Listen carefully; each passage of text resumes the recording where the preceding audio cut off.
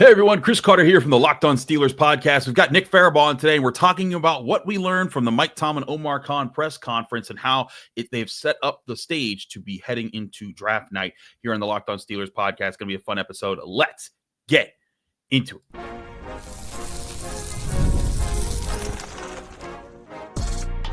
You are Locked On Steelers, your daily Pittsburgh Steelers podcast, part of the Locked On Podcast Network, your team every day.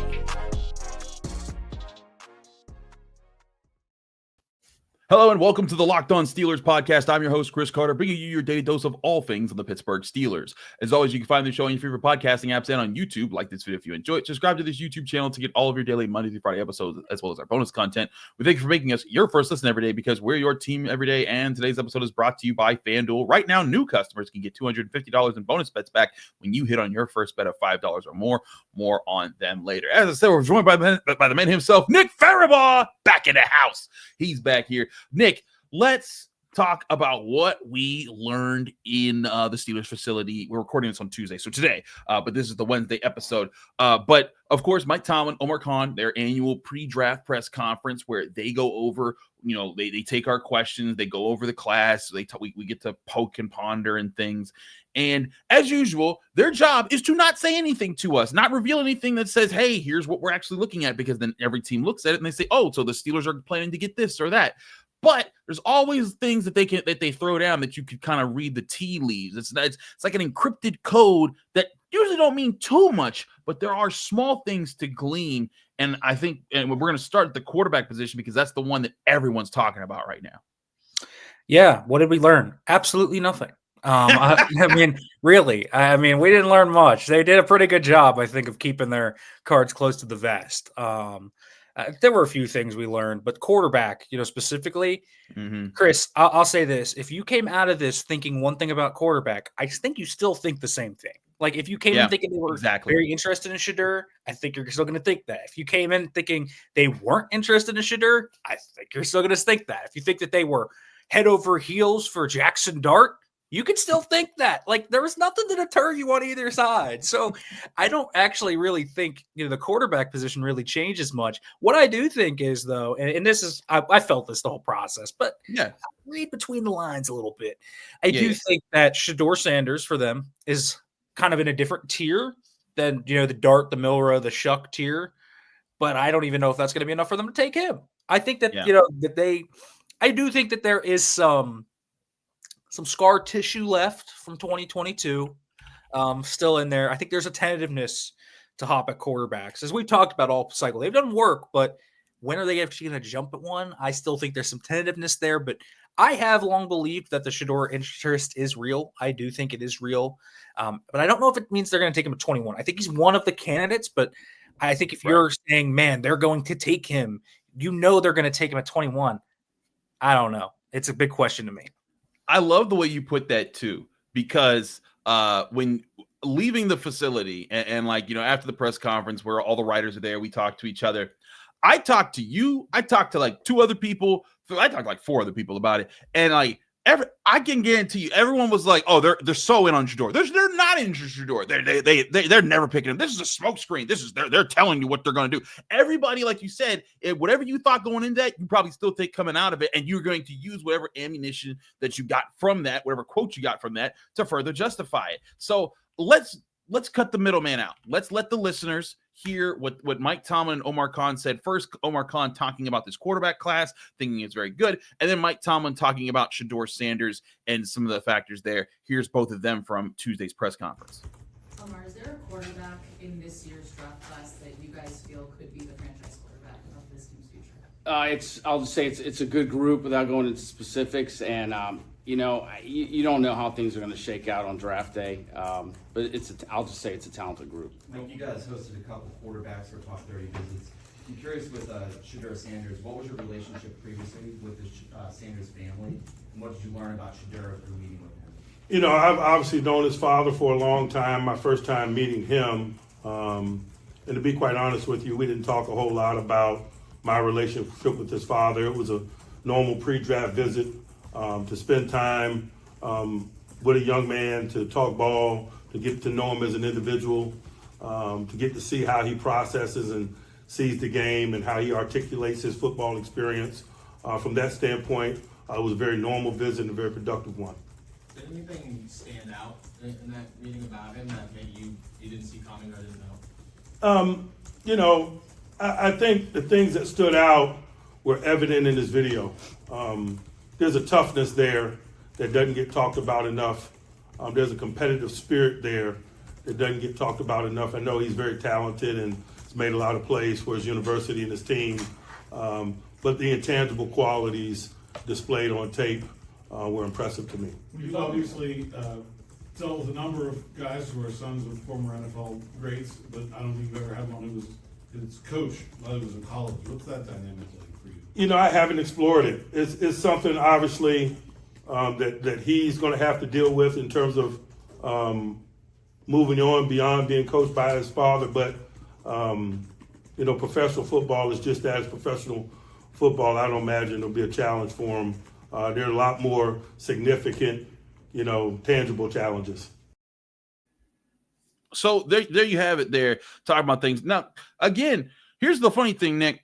When Mike Tomlin put that out there about the intangibles and the toughness about Shedeur Sanders, and he talked about that, I tweeted that out, and immediately people were like, "Oh, they're picking Shedeur. It's over. That's just a done deal. Forget about it."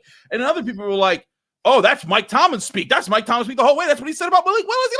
And we all know how that went." So, listen, again, I hear you people. I'm of the side. I don't think they're going to draft a quarterback at 21.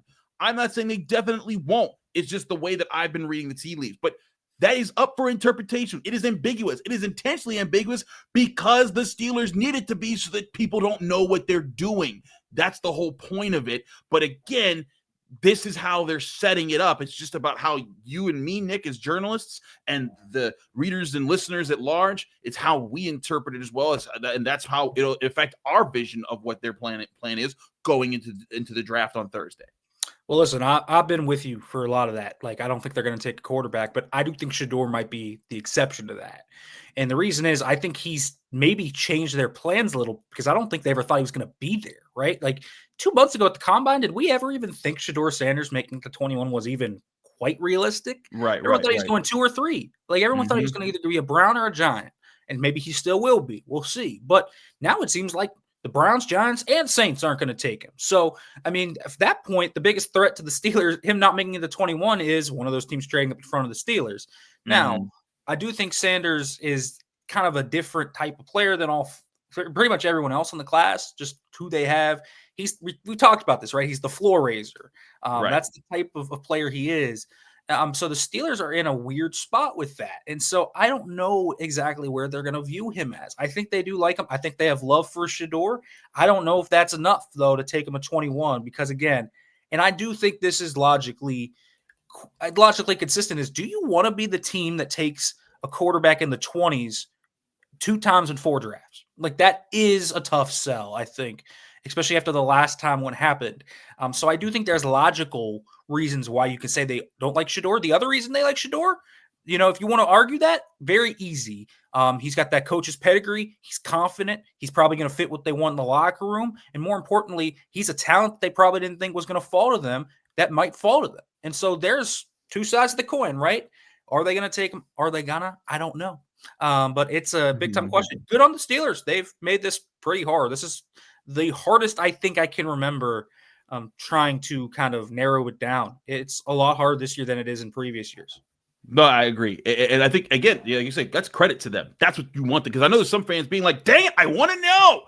But that's the whole point. They don't want you to know because if you know, another team knows. And that's the whole point here is to keep that disguised. Because, again, there's a lot of different directions they can go. Quarterback's just one of them. You and I, a lot of people, we've talked about defensive tackle being that group. I thought there were some interesting little tea leaves they threw about that as well. We'll talk about what those were next here on the Locked On Steelers podcast. Chris Carter, Nick Farabaugh, PennLive.com. Stick with us. We'll be right back. But first, remind you that this show is brought to you by FanDuel Sportsbook, the #1 sportsbook in America. The NBA playoffs are here, and FanDuel's giving out new customers an incredible way to get in on the action. Right now, when you join FanDuel and you can place your first $5 bet or more, you'll get $250 in bonus bets if your bet wins.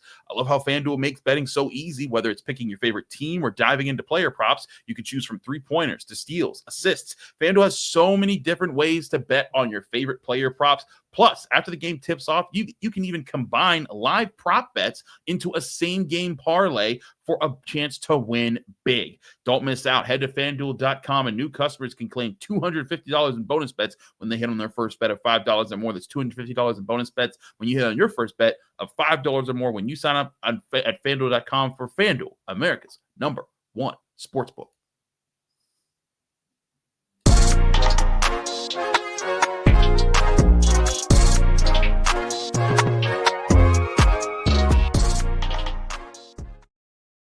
Back here on the Locked On Steelers podcast, Chris Carter, Nick Farabaugh. Nick, we also got to talk about D tackle, because how the Steelers approach this position is also going to be crucial. Now, this is a deeper D tackle class than it is for a lot of other positions, but that does not preclude the Steelers from wanting to pick one of these top high end D tackles, because sometimes the first round D tackles in a good D tackle class, the first round anybody in a good class of that position, that means usually those guys got to be pretty doggone good, and we know D tackle is a need for the Steelers. I thought it was interesting how the Steelers addressed the D-line when asked a few questions about it and how it fits. I specifically wanted to know a particular aspect of, like, does a 1-tech versus a 3-tech versus a 5-tech, does that matter as much when they're looking at role-specific defensive tackles, or do they just go for pure talent? I asked Omar Khan and Mike Tomlin that. Here's a chance to hear their responses. For both Omar and Mike, you guys looked at several different defensive tackles and pre-draft visitors. Does the different styles that these guys have and how they might fit with what you currently have on the defensive line impact you guys' plan, or do you guys look to just get the guy that you think is the best defensive tackle, period, and say, like, that's the priority, or are there styles that you're looking to find in this class? Yeah, from my standpoint, you want to get as many good players as you can, regardless of the position, and obviously that matters. I'll let Coach answer that. Some of the rest of it, but obviously, what they do matters, but just get as many good players as you can. I think, and this probably goes for any discussion about any position group, the higher you're picking in the draft, the less you're concerned about schematic fits, because their pedigree should supersede schematic fits, and the more marginal the pedigree, the more you better identify the schematic fit. And so later in the draft, that's probably more significant discussions regarding schematic fits than at the top end of the draft. Those animals at the top end of the draft, I'd imagine, fit in any system of football, whether it's offense, defense, or special teams. What's harder to find these days, Mike? Is it harder to find the nose that can give you a little something in pass rush, or is it harder to find the end that's really solid in the run game? I think the nose is a disappearing animal, the way that the fullback is a disappearing animal in our game. So I thought it was very interesting. Tim Ben's doing a great job following up with a follow-up question there, and Mike Tomlin saying that about nose tackle, because that is some of the argument against the Steelers going in one particular direction in the first round, Kenneth Grant, because he's more of a looked at his team as more of a hey, he plays first down, second down, and gets off the field on third down.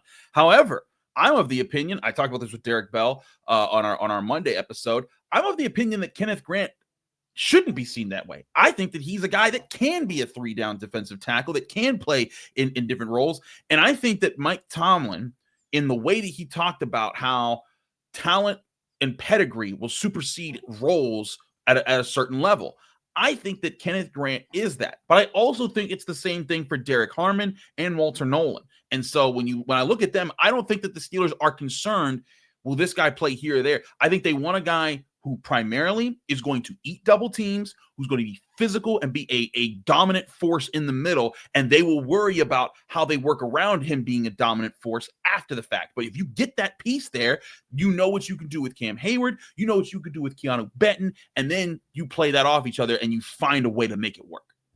It's kind of interesting though that he makes the schematic discussion later in the draft because they've looked at 5 techs, they've looked at nose tackles, they've looked at tweeners. It's kind of interesting. They've looked at guys even down the board, so you don't even know where they're looking, even if they drafted one in the 3rd or the 4th round. So it's very fascinating, actually. It certainly seems like Keanu Benton's versatility here allows them to do what they want, which is, I think, a cool little wrinkle that they can have. Now, I think the line at 21 makes a heck of a lot of sense. I mean, you look at what they have in that defensive line room, and they have 2 guys that they can work in their sub-package football. I think Daniel Ekuwale is a good rotational run defender. I think Montravius Adams is a good energizer bunny off the bench. But I also think they clearly need another starter, right? They need another base end or a guy that can be the nose and kick Keanu Benton out to the base end. And so this is a really tough discussion because it really is what flavor you like. And it's like, what talent do you want? Derrick Harmon's kind of more of a 5'3" guy. Reminds me more of the vein of Stephon Tuitt than Cam Hayward. I know the Cam Hayward comp's been thrown out, but he's more Stephon Tuitt-like to me. Kenneth Grant, as you mentioned, I liken him a lot to DJ Reader. I think he's DJ Reader came into the league as a nose, but eventually became a monster 3-tech. It took him a little bit of time, but he did. I think that's Kenneth Grant's ceiling. Walter Nolan's a pure pass rushing 3-tech that can wreck games. If you want pass rush juice, Walter Nolan's your guy. And so it's 3 different flavors of completely different football players. And I think that's an interesting thing for the Steelers is they can draft whatever player they think is the best. And that's clearly, I think, what they're showcasing here is it doesn't really matter which one they want. Whoever they think is the best, as long as that's not a 2-down nose. If they view Kenneth Grant as a 2-down nose tackle, he's not in the discussion. Yeah, I agree. But if they view him as a guy that's a nose and 3-tech that can be sub-package guy with pass rush upside, I think all these guys are in play. You know me, I personally like Harmon the best. Yes. I've been a Harmon guy for a long time, but I think all 3 of them are first-round talents. So I think either way you go, it works. And that's the thing. I think that's the flexibility offered to them if they take defensive tackle in the 1st round. Whereas if you wait, listen, there's an argument. Hey, if this is a deep defensive tackle class, why take one early when you can get one late and still think that they could be a starter? Because it might be the difference between landing your next Cam Hayward and your next Larry Ogunjobi. Whereas Larry Ogunjobi, a solid player, but clearly not the big time difference maker that Cam Hayward has been for 15 years. How long has he been in the league? It's been a long ass time. But point being, Cam Hayward, I think that's what they're looking for in this 1st round. Is they're trying to get the next Cam Hayward, and Cam Hayward doesn't. It doesn't have to be Derrick Harmon. Like again, the build size, all of that matches up really well. Like if you look at their relative athletic builds, side by side, it's like, man, there's a lot of similarities there. But like, I don't think that's what they're trying to just replicate. They're trying to replicate their dominance. How well does this player win? How much can this player win in the middle part of our defense? Because I said this on Noah Strackbein's All Steelers Talk for today's show because I was on there. Go check that out if you haven't had the chance. But the best Steelers defenses of all time have been dominant up the middle. Not just good, dominant. You think back to the 70s Steelers, Mean Joe Green and Ernie Holmes. They just destroyed people up the middle. Behind them, you had Jack Lambert up the middle, and then you had Donnie Shell at safety. Just up the middle. When you're the middle of your defense is elite, it makes everything else so much better. It's like chess. When you play chess, Nick, the first move that you make, you go for the middle of the board. If you start going with your pawns and trying to get your rooks out on the side, you're going to lose the middle part of the board, and you're going to most likely lose the game unless you're playing an idiot. But when it comes to football, it's the same thing. You go to the 2000s team, Casey Hampton, nose tackle, middle. Right behind him, James Ferrier. Right behind him, Troy Polamalu. Elite defense, and it allows everyone to play off of that. You go back to the last time that Minkah Fitzpatrick was having stellar seasons, it was when they had Stephon Tuitt. Well, excuse me, not just Minkah Fitzpatrick. This whole defense was in the elite category. Was when they had Tuitt and Hayward dominating the middle part of the D line, which they didn't even need elite linebacker play back then. They just needed solid, and then they had great safety play behind them, and that alone made everyone else's jobs easier. That's why I think this is such an important pick to not just get a starter for, but get a potential superstar for. Yeah, I think the other thing with the last defense is they had a little bit of a defensive back linebacker, Mike Hilton. He was a little bit of a demon He out helped too. there. And he was the type of player that gives you kind of a reprieve if you don't have great linebacker play. So if you are of the argument to take a slot corner early, I think that's a good one. But I do think defensive line makes so much sense for this team because, as you mentioned, no disrespect to Larry Ogunjobi, but what he gave the Steelers last year shouldn't be that hard to find. It shouldn't. And so I think the Steelers need to be shooting here. This should be a ceiling pick. I keep saying that. I don't care if it's a quarterback, defensive line, take the ceiling pick. I think the cool thing with all three of these guys is they actually have so much untapped potential between the three of them, is that you look at Walter Nolen, right? He's got these flashes of brilliance. It's just about the consistency. With Derrick Harmon, it's the run defense consistency. He's a penetrator already. With Kenneth Grant, it's where's the pass rush consistency? He's already a great run defender. And so you have these really great qualities that get these guys on the field already. And it's like, if they hit, these guys could be superstars. I think that's the great thing about this defensive line class is you can find a guy, and we've talked about this, I can find a guy at 21 that you would usually go at 10. Like, that's the rare thing about this class. I could find a guy at 83 that would usually go at 50. Like, it's great in that regard. But because of that, the guys you can find at 21 aren't just good prospects. They're potentially line-changing prospects. And that's why I think defensive line has such a strong argument in terms of picking in the first round. So I think any of those three guys you can really make the case for. I don't think you can go wrong with it, to be quite honest with you. There's risk in all three of them, but they have very high upside. So I'm a big fan of them all. Absolutely. We're going to take a quick break. When we come back, I want to talk more about the war room strategies that the Steelers have to employ when it comes to trading on draft day, when it comes to setting things up, how they rank players. We're going to go over how they discuss that and how we look at that as well. That's next here on the Locked On Steelers podcast. Chris Carter, Nick Farabaugh. Stick with us. We'll be right back. But first, to remind you, this show is also brought to you by Amazon Fire TV. Did you know your Fire TV is also at Xbox? Turn any TV into your gaming and entertainment hub with Fire TV Stick 4K devices. No console required. Just grab your paired controller, subscribe or sign into Xbox Game Pass Ultimate with EA Play included, and you're ready to play. Dive into hundreds of premium titles from EA Sports College Football 25 to Call of Duty Black Ops 6 and Avowed. As easily as you stream your favorite shows, it's gaming made simple, and it's all on your Fire TV. With 4K streaming, watch more than 1.5 million movies and TV episodes from your favorite subscribed services like Netflix, Prime Video, Disney Plus, Max, and so much more. I stream so many different shows all the time that it's great to have them all in one place along with gaming, even though I'm not even a gamer that much anymore these days. But being able to have all my streaming services and gaming easily available on Amazon Fire TV is wonderfully convenient. Head to Amazon.com/Fire TV Locked On to get started. Xbox Game Pass Ultimate subscription and compatible controller required. Available on select devices, including Fire TV Stick 4K 2nd Gen, Fire TV Stick 4K Max, and 1st and 2nd Gen, and Fire TV Cube 3rd Gen. It's Amazon Fire TV.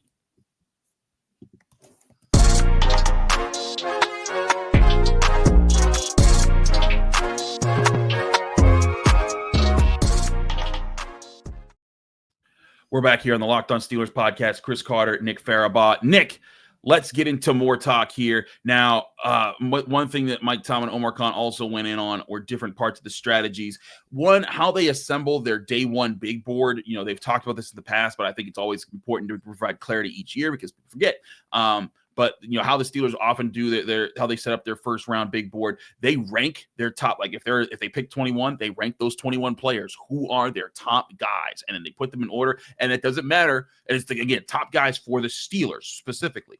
And it doesn't matter how you see, you know, how if you think that Cam Ward's going to go 1, you'll never get him. You put Cam Ward at 1, and it goes from there. So I wanted to play the clip of them talking about that, and also how trading and strategies go into how they approach that. Here's Mike Tomlin and Omar Khan talking about that on Tuesday. Omar, do you still rank the top 21 players? Is that the way you do it? That you might have a shot at? Is that you don't do for mocks, us? You don't do mocks anymore, correct? We don't. Well, we go through different scenarios and hypotheticals, just like everyone else at home does, and I mean, I'm sure you guys do too.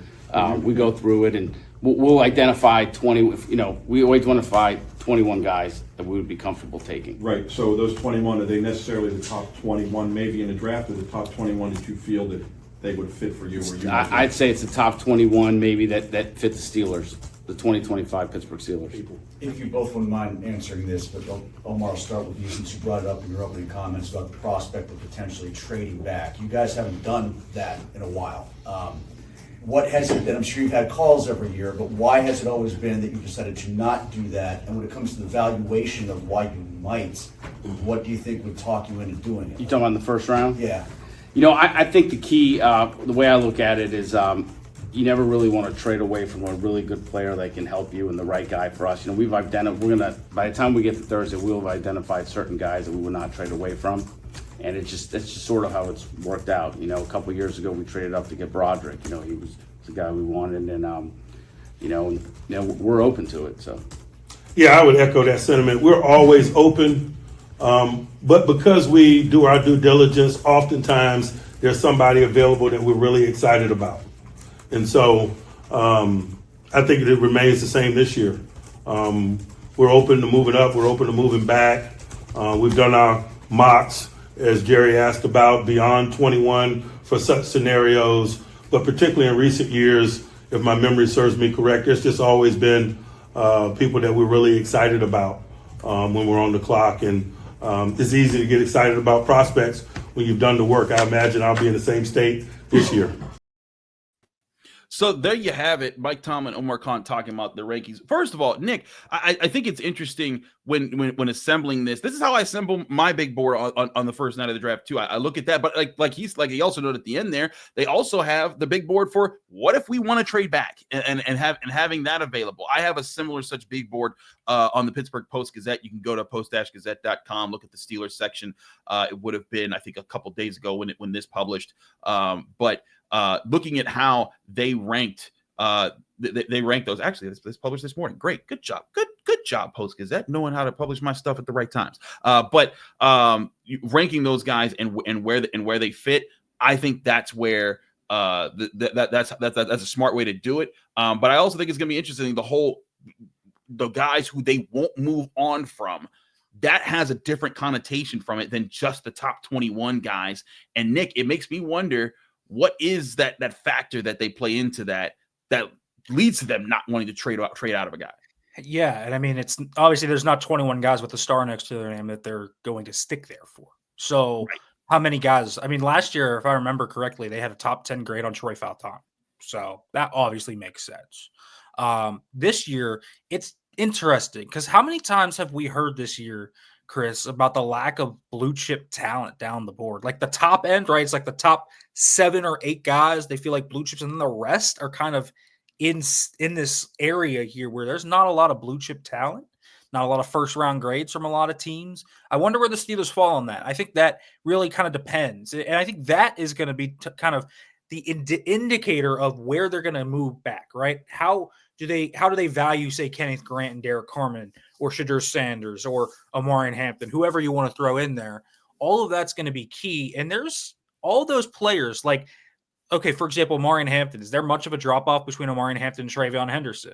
How much of a drop-off if all 3, Derrick Harmon and Kenneth Grant, Walter Nolen, are there, and maybe you don't have a star next to those guys? Do you feel better trading back because all 3 are there? Exactly. There's a lot of different things that come through here. And so the Steelers have done – we've talked about this. The Steelers have done more work across more positions this year than I can remember them doing in most years.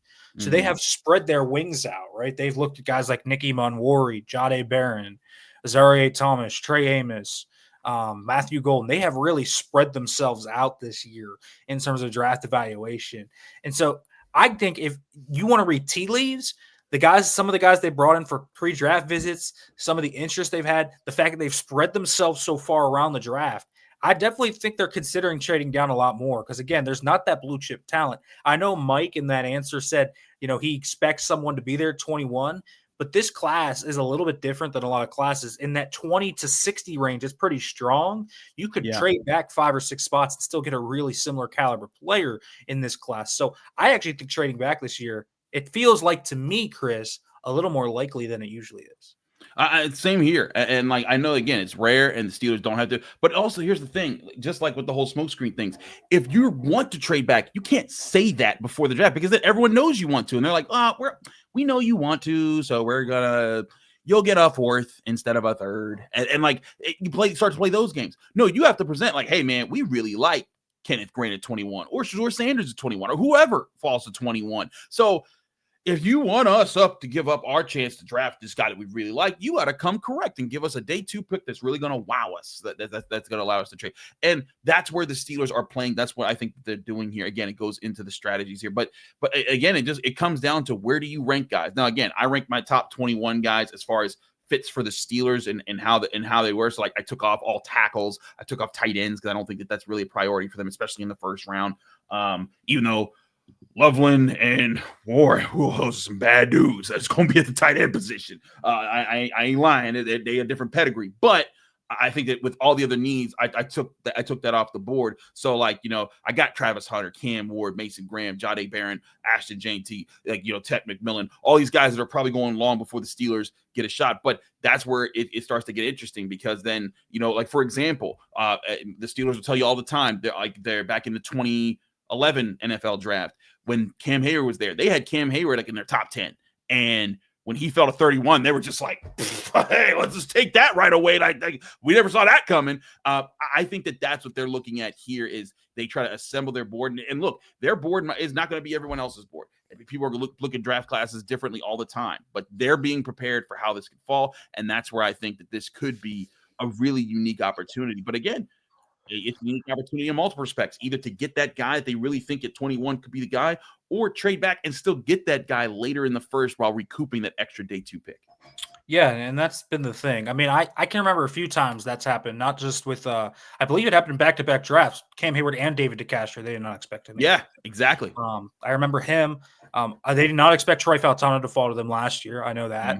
I believe Omar said that last year, so they didn't expect that to happen. So I look at that. I also believe Mike Tomlin said after they selected Kenny Pickett, they did not expect him to fall. So it happens. And, I think when you look at the Steelers board this year, if you understand kind of how we're doing it, it doesn't matter if, Cam Ward, Abdul Carter, and Travis Hunter are going to be on the Steelers board. Like they are going to be on the board. So how they do it is basically 1 is Cam Ward, 2 is Travis Hunter, 3 is Abdul Carter, 4 is Mason Graham. Right. You know what I mean? Like doesn't matter if they have a shot at them or not. They're going to have 21 players on that board, and then they're going to go with the best one. And I do believe they take into account positional value on that board. So it's not just who's the best players. It's best players with positional value, et cetera, et cetera. They rank them based on all of that. So the Steelers have a pretty methodical process. And, Kevin Colbert at the end of their tenure there said they didn't do mock drafts. I think they do now. So the Steelers do mock drafts again. So that's a little bit different than what they've usually done. They also probably read our mock drafts, which is actually crazy. If NFL people tell you they don't read mock drafts, I think they're lying to you. I've talked to enough people in NFL circles that hit me up about mock drafts, and they're like, is this real? Because sometimes reporters, there's a national reporter or a local beat writer that breaks something teams don't know. That's true. It does happen from time to time. You would be surprised. But there's a process they go through here, playing through all those scenarios, playing through different trade backs. I think the other thing about the process that I should mention now is teams have probably already started calling the Steelers, letting them know, hey, if we get to this point and this guy's on the board, we'd be willing to move up. So the Steelers probably have like an idea of who would move up to 21. I know we've heard the Chiefs, I think, are in there. Bills might want to come up, the Texans. So they probably know some of these teams if they're candidates to move up. And so all of that groundwork has already been laid. But actually things getting set into motion on a trade back scenario, those don't actually usually crystallize until they're on the clock. So all of that is a moving train. But the Steelers probably have a good idea of candidates that they could have if they want to move out of 21. Absolutely. And it's going to be about keeping an eye on those things as we'll keep an eye on things here on the Locked On Steelers podcast. Nick, thanks so much for joining us here. Let people know they can find you, follow you, and get more of your work. Yeah, you can follow me on Twitter at Farabaugh FB, Blue Sky at Nick Farabaugh. Make sure to read the stuff over at PennLive.com. I have my mock draft, my final one, dropping tomorrow. So check that out. And then make sure to check out the stuff over on the YouTube channel, the Steelers Blitz on Penn Live. Absolutely. He's Nick Farabaugh. I'm Chris Carter. You can follow me on Twitter, Instagram, TikTok, Blue Sky, all the social medias. Same handle everywhere at Carter Critiques. You can read my work at the Pittsburgh Post-Gazette, post-gazette.com. You can find me here on the Locked On Steelers podcast every Monday through Friday. Also, if you're going to be wondering where I'm going to be draft night, I'm going to be at Mike's Beer Bar for the Pittsburgh Post-Gazette's live stream of the NFL draft. I'll be doing that, but I'll also be contributing to the Locked On work here. So if you want to find me live, if you're in Pittsburgh, come join us at Mike's Beer Bar. We'll be getting going like right around 8 o'clock when the draft starts. But we'll be doing that. If you want to just live stream that as well, that works too. But we also do a lot of great stuff here. I'll still have a ton of content here for Locked On Steelers. So be sure to check out all of that here on draft night. But hey, don't forget to tune in tomorrow as well, because as this is the last day before the draft, the morning of the draft, you get Jenna Harner here with us. We're going to go through our full first round mocks together and picking how we think this is going to play out. That's going to be tomorrow here on the Locked On Steelers podcast.